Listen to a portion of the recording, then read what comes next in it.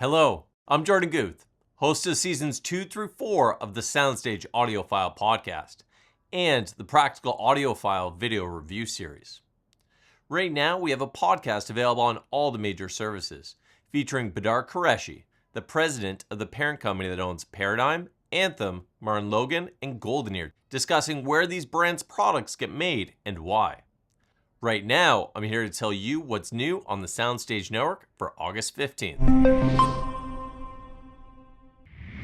Over on SoundStage Australia, analog specialist Mark Busby reviews the Musical Fidelity M6 XTT turntable. Mark was impressed by the M6 XTT's gorgeous design and excellent sonic performance, stating, "The 19th century architect Louis Sullivan proposed that in design, form follows function. What if that was reversed and function followed form? We could end up with this beautiful creation like the Musical Fidelity M6 XTT turntable. A transparent acrylic creation that not only looks gorgeous, but produces sublime music too." On SoundStage Global, we just posted a blog by Roger Cano explaining how he added a new Techniques turntable to his all-digital reference system. It took a bit of doing because Roger's Lingdorf MP40 2.1 multi-channel processor has no analog inputs, let alone a phonostage. Roger's solution was to add a small component that combines a phonostage and an analog to digital converter. Roger writes, "With this combo, I could use my Lingdorf MP40 to not only utilize bass management and room correction with records, but I could even add equalization, which Lingdorf calls voicing, and apply post-processing such as Dolby upmixing and DTS Neural X to add surround and height channels to the stereo signal." In his For the Record column on SoundStage Ultra, senior editor Jason Thorp reviews new Mobile Fidelity reissues of Van Halen's second and third albums. Jason says listening to these albums on streaming services is a pale imitation of the experience I get with the MoFi reissues. Then elaborates. The expansiveness of the presentation across the soundstage is audiophile quality, even if the music is rooted in adolescent fury and hormonal upsurge. For his monthly unboxing blog on SoundStage Access, Dennis Berger gives some clues of what to expect in his review of Magnetar's UDP 800 Universal Disc Media Player, which will be published on September 1st. SoundStage Hi-Fi has been a voting member of the Expert Imaging and Sound Association, EISA for short, since May 2018.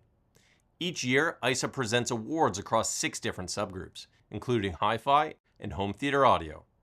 Check out SoundStage Hi-Fi for the full list of hi-fi and home theater winners for 2025 to 2026, plus links to the organization's other product winners in several other categories. On August 1st, Doug Schneider reviewed the Anthem P2 stereo power amplifier on SoundStage Hi-Fi. This 20-year-old design has clearly stood the test of time because it received a Reviewer's Choice Award when it was originally reviewed by Jason Thorp in 2005, and it received the same recognition when Doug reviewed it earlier this month. Now, the Anthem P2 has been named a recommended reference component, an award that's long overdue. There's been a lot of buzz lately about book-style foldable smartphones. When closed, these devices look much like a normal phone. But open them up and you have a much bigger screen with almost as much real estate as a tablet. On SoundStage Simplify, Gordon Brockhouse assesses the usefulness of these premium devices for music playback. On SoundStage Experience, music editor Joseph Taylor reviews Soulbender, the latest album by the Gripweeds, a rock quartet based in Highland Park, New Jersey. Joseph writes, "The Gripweeds have a firm grasp on rock and roll history, but they're not just retracing its steps. They make it sound viable and fresh. Soulbender is a good example of rock's continued possibilities." On SoundStage Solo, senior editor Jeffrey Morrison reviews Bowers & Wilkins PX7 S3 over-ear noise-canceling headphones.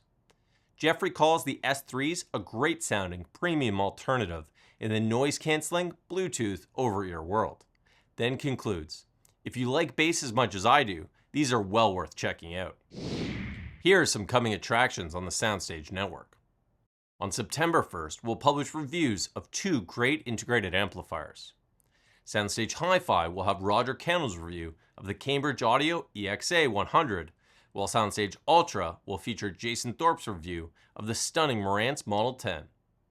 If you're just getting into vinyl, you'll want to read Joseph Taylor's list of must-have LPs on SoundStage Experience, also coming on September 1st. And on October 1st, you can look forward to George Dessau's review of Focal's amazing Diva Utopia streaming active loudspeaker system on SoundStage Hi-Fi. That's all for now, but I want to remind you to check our YouTube channel for videos from all the trips we've been on, as well as for products we've reviewed.